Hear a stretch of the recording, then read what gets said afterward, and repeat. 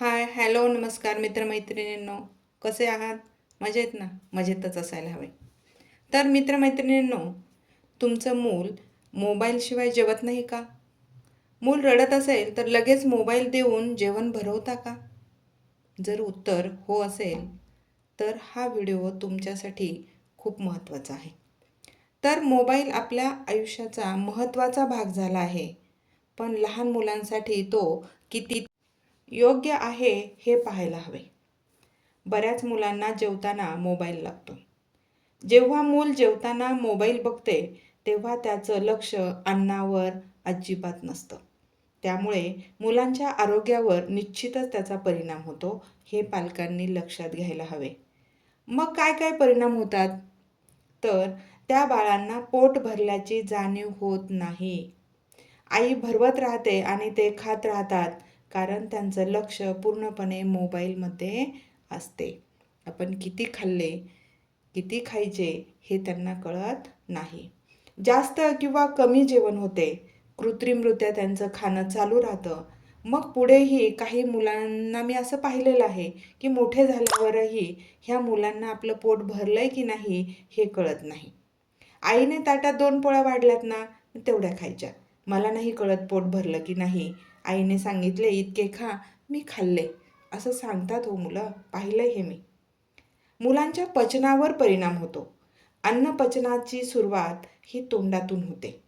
Mobile बघताना ते मूल इतके तल्लीन होते की तो घास तसाच तोंडात धरून कितीतरी वेळ ते बसते. मग आई ओरडली की पटकन गिळून टाकते. बघा, इथे पचनावर त्याचा परिणाम झाल्याशिवाय राहत नाही, कारण तो घास जसाच्या तसा ते मूल गिळून घेतं. चावून खायची प्रक्रिया, तोंडातील लाळ मिसळण्याची प्रक्रिया इथे पूर्ण होतच नाही. मुलांच्या डोळ्यावर प्रचंड ताण येतो. त्यामुळे डोळे कोरडे पडतात, चुरचुरतात. डोळ्यांच्या समस्या लहान वयातच मुलांना निर्माण होतात. तसेच मुलांची स्मरणशक्तीसुद्धा कमी होते. मेंदूवर अतिरिक्त ताण येतो. आणि सर्वात महत्त्वाचे म्हणजे मूल कुटुंबाशी संवाद कमी करतं आणि मोबाईल रूपी यंत्रामध्ये ते जास्तीत जास्त गुंतत जातं. तर बघा, जेवणाची वेळ ही फक्त पोट भरण्यासाठी नसते, तर ती कुटुंबासोबत वेळ घालवण्याची एक उत्तम संधी असते बघा. या सर्व गोष्टींमुळे मोबाईल बघण्याची सवय पुढे व्यसनात बदलू शकते. त्यामुळे वेळीच सावध व्हा, वेळीच काळजी घ्या. नाहीतर मुलांचा चिडचिडेपणा वाढतो. लक्ष केंद्रित करण्याची क्षमता त्यांची कमी होते. मुलं अतिचंचल बनतात.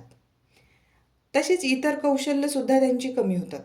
बघा, उदाहरणार्थ बोलणे, खेळणे, समवयस्क मुलांमध्ये मिसळणे, आपल्या घरी कोणी आलं तर त्यांच्याशी संवाद साधणे, ही जी सामाजिक कौशल्य आहेत ना, ही त्यांची कमी होतात.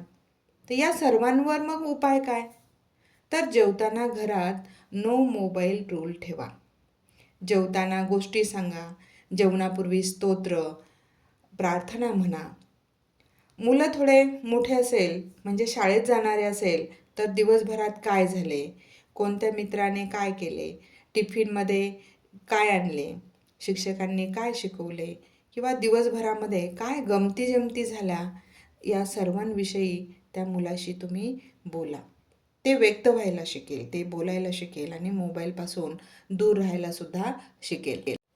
सुरुवातीला हे मूल थोडा विरोध करेल, थोडा विरोध होईल, मुलं हट्टसुद्धा करतील, पण सातत्य ठेवा. त्याने कितीही आक्रवतांडव केला तरी त्याला मोबाईल देऊ नका. आणि विशेष म्हणजे तुम्ही स्वतः जेवताना मोबाईल दूर ठेवा, सायलेंट मोडवर ठेवा, म्हणजे कमीत कमी जेवताना तो वाजणार नाही. कोणाचा कॉल आला, नोटिफिकेशन आलं तर आपल्याला आवाज येणार नाही. तर लक्षात ठेवा, आपल्या मुलापेक्षा कोणतीही गोष्ट महत्त्वाची नाही, किंवा एवढी इमर्जन्सी आपल्या लेकरापेक्षा खरंच कोणतीच नसते. तर आपल्याकडूनच मूल शिकत असतं, आपलं अनुकरण ते करत असतं. मोबाईलपासून दूर राहायचे नियम जर आपण पाळले तर मुलंसुद्धा हा नियम नक्कीच पाळतील, आपलं अनुकरण ते करतील. आपण सुद्धा मुलांसोबत जास्तीत जास्त वेळ घालवू शकतो. ते आपल्यासोबत वेळ घालवतील आणि आपल्यामध्ये आणि त्यांच्यामध्ये एक चांगलं बॉन्डिंगसुद्धा तयार होऊ शकतं. तर मित्रमैत्रिणींनो, हा व्हिडिओ उपयुक्त वाटला असेल तर लाईक करा, शेअर करा. जर सबस्क्राईब केले नसेल तर सबस्क्राईब करा आणि बेल आयकॉनचं बटन दाबायला विसरू नका. तर बघा, आपल्या मुलांचं भविष्य हे आपल्याच हातात आहे, मोबाईलमध्ये नव्हे. संस्कार द्या, संस्कारी मुलं घडवा. सर्वस्वी जबाबदारी पालक म्हणून ही आपली आणि आपलीच आहे. त्या मोबाईलची नव्हे किंवा इतरांची सुद्धा कोणाची नव्हे. आपली शिस्त आणि आपले संस्कार यातूनच मुलं घडणार आहेत. नवीन पिढी तयार होणार आहे. आरोग्यदायी पिढी आपल्याला तयार करायची आहे. तर हा व्हिडिओ आपल्याला आवडला असल्यास नक्कीच लाईक करा आणि व्हिडिओ पूर्ण पाहिल्याबद्दल धन्यवाद.